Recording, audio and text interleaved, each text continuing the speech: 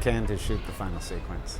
It all culminates in the screening of my film at the Cannes Film Festival. Cannes and the festival were very good to us, actually, and I hope the film does good for them. We were given permission by Gilles Jacob, the president of the festival, to use an actual premiere of another film to put Emma Ducombe, Willem Dafoe and Carol Roden and Max, who plays Stefan, onto the red carpet. It was very good of them to do that. I don't think they've ever done that before. So he turns this way, Carson, off we go.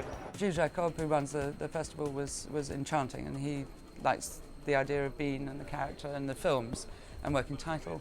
So he was incredibly welcoming, and they've helped in every single way they possibly could. Just to do a tiny bit of a sequence at the base of the red carpet, where we cheekily just sort of jumped on the back of a Portuguese film. I think Rowan felt, well, if you're going to have a film festival, and what film festival do most people know about, then it would only be Cannes. We did feel it was important to be there doing the real thing. Indeed, the Cannes Festival wanted it to be the real thing, because always the worry for them is if we go to, to another seaside town, it wouldn't be accurate, which it could not be 100% accurate. It was really exciting because nobody really knew that we were shooting a movie, and people know me a little in France, so they were saying, "Hey, Emma," and I was like, "Oh no, I'm Sabine."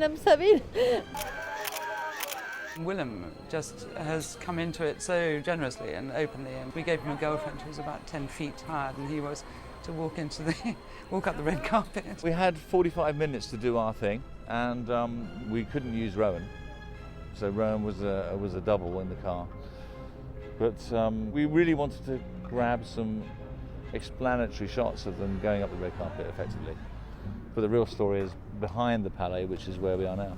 And what's happened is that their fiendish plan to go in disguise has failed. And so they're fashioning a plan, even as we speak, to get past the officialdom, which will fail, of course. And they finally do get in. They get in mainly by running in.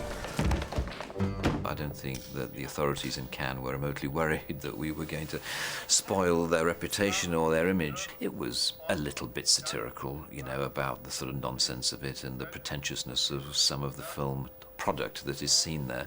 And we have we have some jokes about that towards the end, but they're extremely oblique and extremely gentle. So they were happy to have us there. And we were very happy to be there, and it was great in particular to be in their main auditorium, shooting the scenes that we shoot there. What you see is the real deal. This is the main auditorium in the Palais.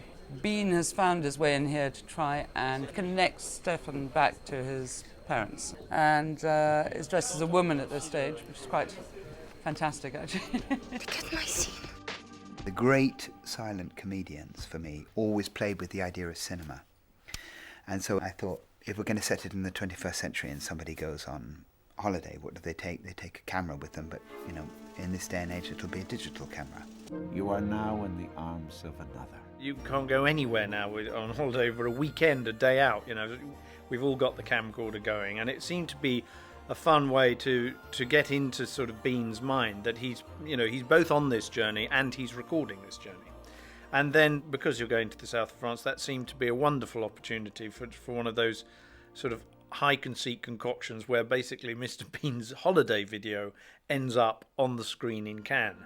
And you work the steps for that to work out, and I think it works very well. That it's gloriously absurd, but it sort of works, and it has that sort of emotional payoff at the end.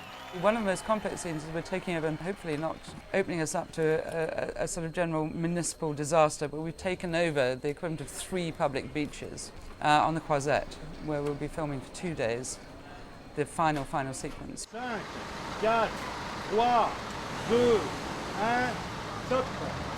There are very simple stages of child development, and I used that when I first wrote the story, the idea of different events happening and each one taking him a little step further down the road to some sort of emotional development by the end. And he has actually got close to the boy who's really annoying at the beginning, by the end becomes a real friend, the girl, who he doesn't really seem to fancy.